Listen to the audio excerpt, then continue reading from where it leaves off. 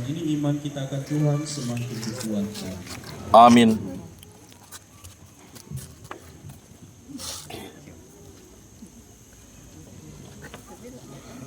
Apa? Aduh, jauh.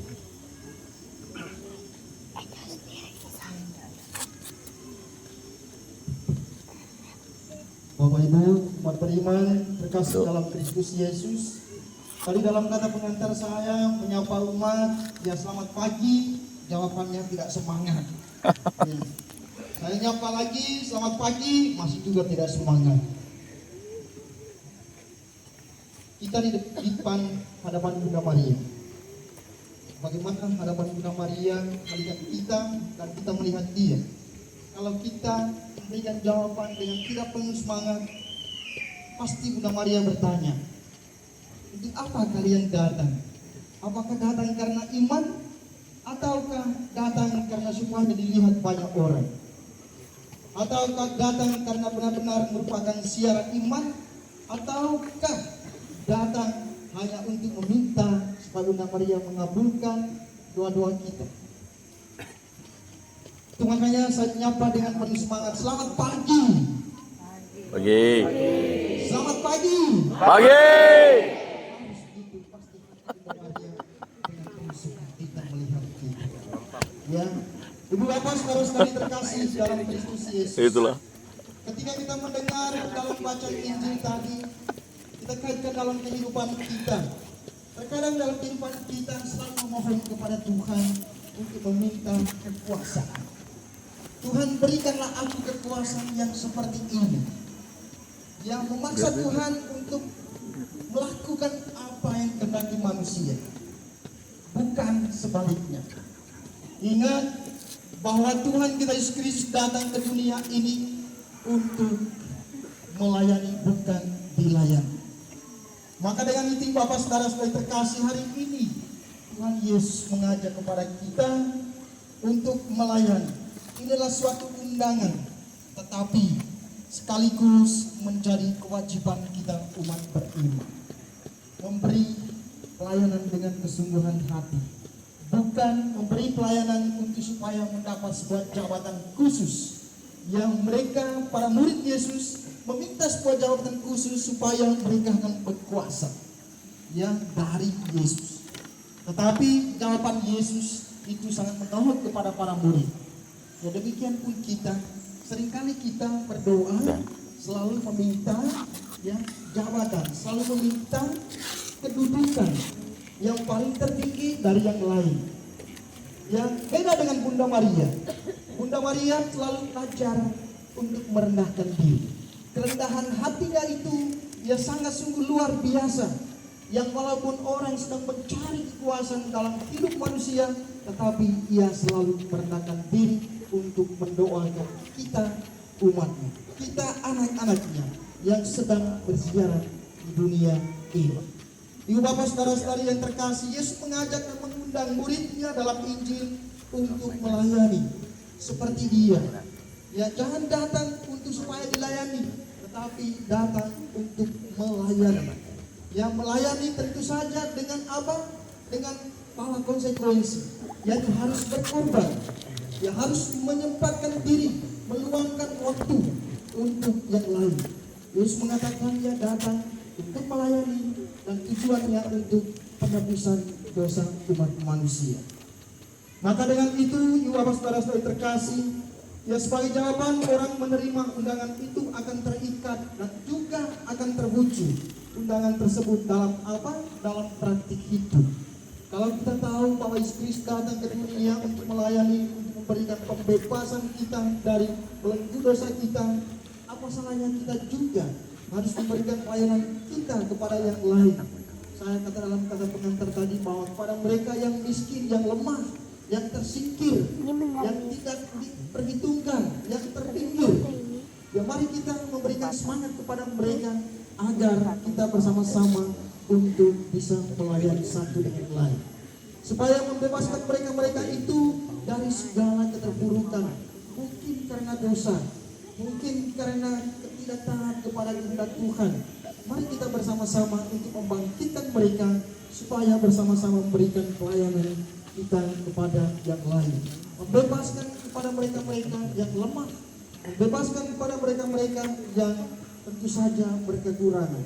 Maka dengan itu sikap melayani itu tentu akan terwujud dari kerelaan para murid untuk apa?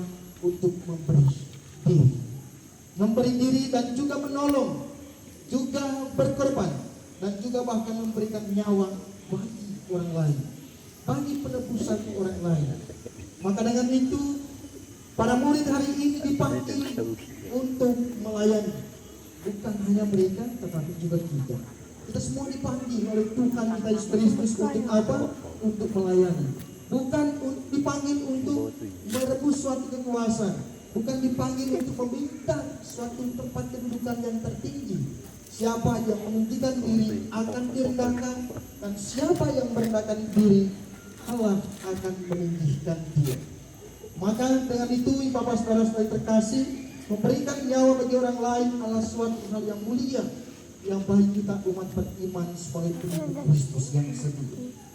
Dan juga pelayanan demikian tentu akan menuntun para murid Yesus untuk apa? Mewujudkan misi Yesus di tengah kehidupan dunia ini yang datang untuk melayani. Itu panggilan kita sebagai umat beriman. Jangan hanya kata bahwa saya adalah pengikut Kristus yang setia, tetapi datang kepada Yesus hanya untuk meminta suatu jabatan dan kekuasaan atau tempat kedudukan yang tertinggi. Yesus mengecap hal demikian ya seperti kita saksikan dalam bacaan Injil tadi.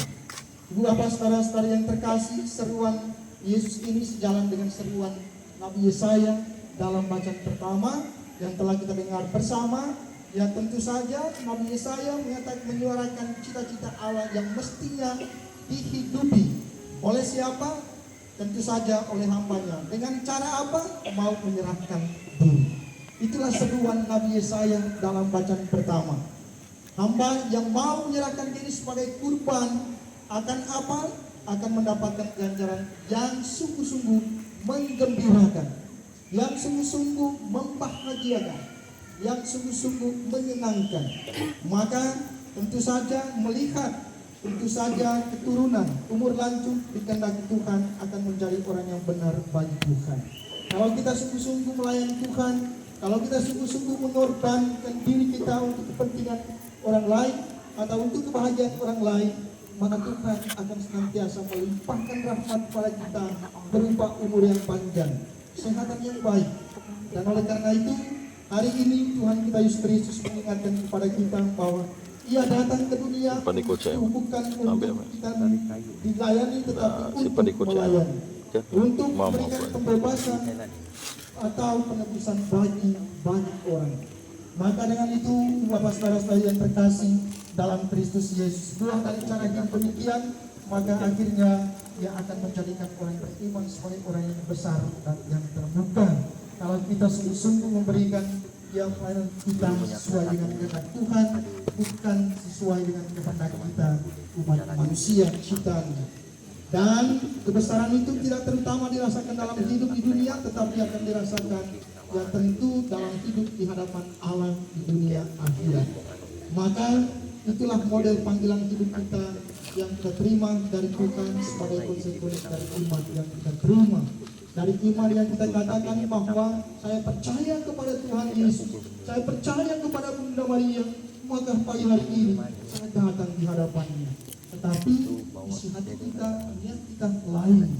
Dia datang kepada Bunda Maria, di hadapan Bunda Maria hari ini hanya sekedar untuk apa? Untuk meminta sebuah kedudukan atau tempat yang tinggi. Yang datang kepada Bunda Maria dengan penuh kerendahan hati. Uang dari kerendahan hati itu adalah kegembiraan bagi kita umat beriman. Kita ingat bahwa Bunda Maria itu adalah sebagai yang boleh dikatakan yang ibu pembimbing rohani bagi umat Katolik. Bagi kita semua yang beriman kepadanya, yang percaya kepadanya. Kalau mau belajar kerendahan diri atau kerendahan hati, datang kepada Bunda Maria untuk senantiasa mohon berkat-Nya dan juga petunjuknya bagaimana cara belajar untuk merendahkan diri di hadapan Tuhan. Maka dengan itu Bapak saudara-saudara terkasih, para pesiar yang saya kasihi dalam Kristus, undangan untuk menjadi pelayan itu kiranya juga menjadi kewajiban yang kita umat beriman yang sebagai pengikut Kristus yang setia. Bukan hanya para murid yang terjadi dalam Injil, tapi juga kita semua sebagai pengikut Kristus. Bukan hanya para murid yang terjadi dalam Injil, tetapi semua yang percaya kepada Kristus. Maka marilah